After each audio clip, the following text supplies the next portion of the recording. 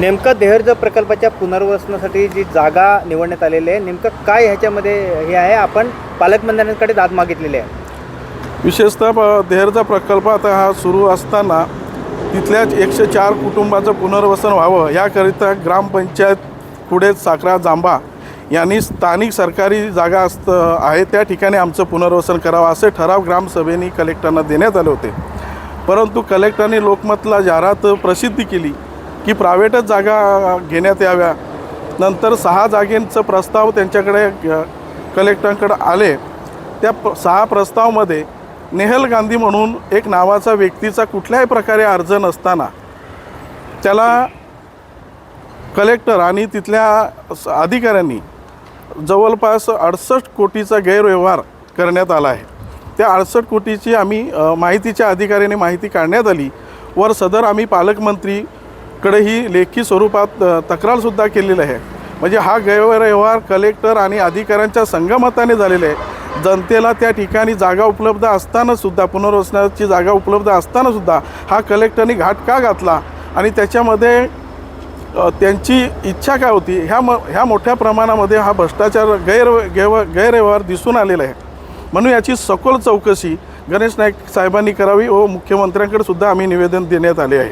साधारणतः किती एकर ही जागा होती आणि पुनर्वसित जे आहे धरण तिथपासून ही किती लांब आहे? देहरचा प्रकल्प आणि पुनर्वसनाची जी जागा आहे ती किमान 30 ते 40 किलोमीटर अंतरावर आहे. परंतु स्थानिक विक्रमगडमध्ये सरकारी जागा असतानासुद्धा कलेक्टरांनी त्या पद्धतीचे हे केलेले आहे. म्हणजे कलेक्टरांनी सर्व नियम सगळे धाब्यावर मारून त्याच्या स्वतःच्या मर्जीनुसार त्यांनी त्यांचं पुनर्वसन करण्यात आले आहे. किती एकर जागा आहे साधारण? एकूण 75 हेक्टर जागा आहे. त्या 75 हेक्टरमध्ये पण त्यांनी महसूल विभागाला काही दर वाढवून, म्हणजे त्या नेहल गांधी म्हणून नावाचा जो व्यक्ती आहे त्याचा कुठलाही सहभाग नसताना त्याला परस्पर हा व्यवहार करण्यात आलेला आहे.